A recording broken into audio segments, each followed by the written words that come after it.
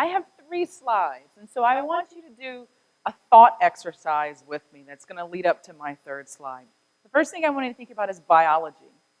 What do you think about? What comes to mind when you think about biology?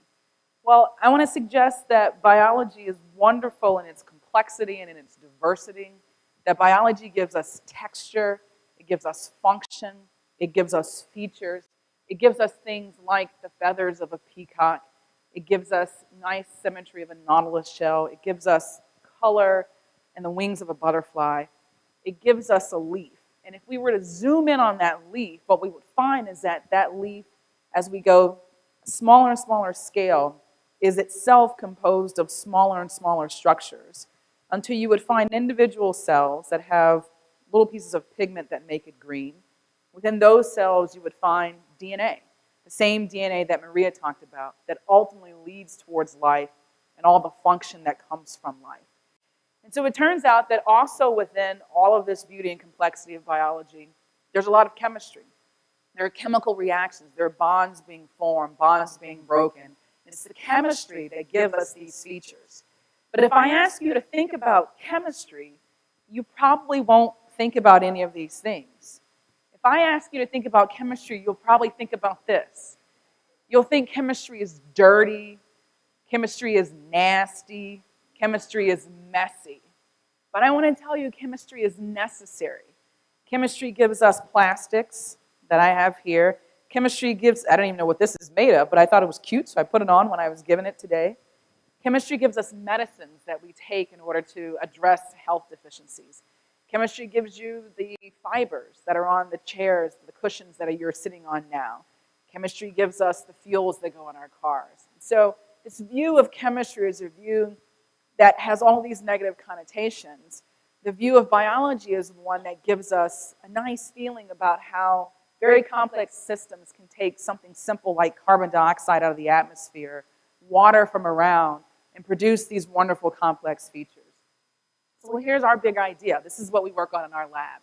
Let's merge chemistry and biology. Let's use biology to do our chemistry. Let's go back to the fact that biology is itself a collection of lots of individual chemical reactions that gives all the form and functionality that we're interested in, and understand how do we actually get those chemical transformations to make the things that we need for our everyday lives in a way that's going to address some of the negative connotations that we have when we think about chemistry.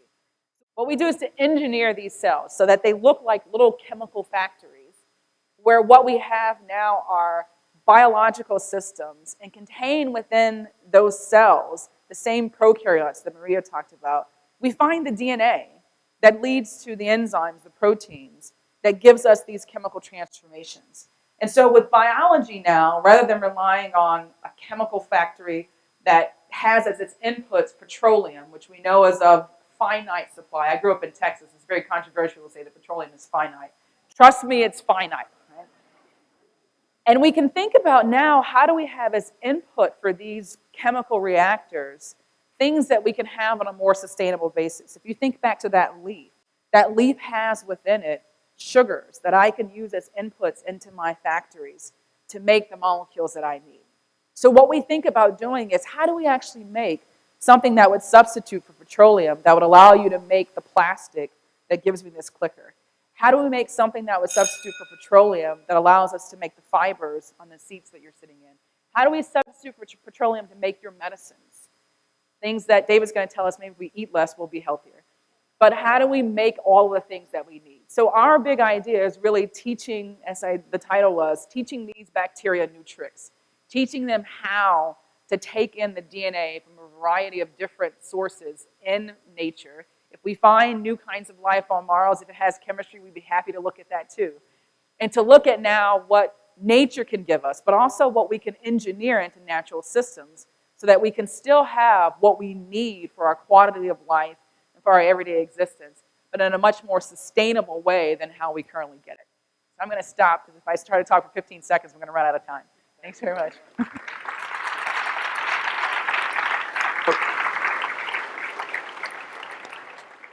Thank you. So in this new world of biological chemistry, is there any place for factories of the sort that you showed us images of, big, smoky, dirty places? Yeah, Will they so still be needed? The dirty, smoky places will be there, but they won't be as dirty. Because we have to also address the scale issue. And if we start talking about fuels, for example, and we think about, well, we want to displace petroleum and now have sustainable feedstocks to give us fuels, just the massive amount of material that you need to do that requires you to still have these factories that will have connotations of a lot of dirtiness. But it turns out that the processes that you need in order to use biology to make the same kind of molecules that you would use from chemistry, they use a lot less hazardous materials, they generate a lot less waste. And you can do what we would call a life cycle analysis that would actually allow you to be able to project what your overall energy uses and demands are, as well as your material uses and demands are, in order to have those be minimized relative to what we typically think about in terms of chemical factories. Okay.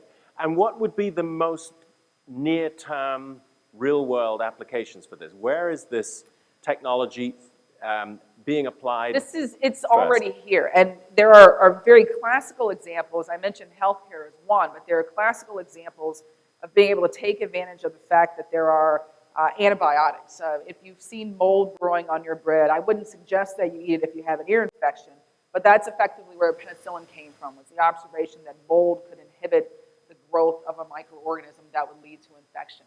But where we're seeing it now is in actually making new kinds of, in some cases, old medicines more easily available, in other cases, making new kinds of molecules, mostly in the healthcare, so pharmaceutical space, and then also in specialty chemicals.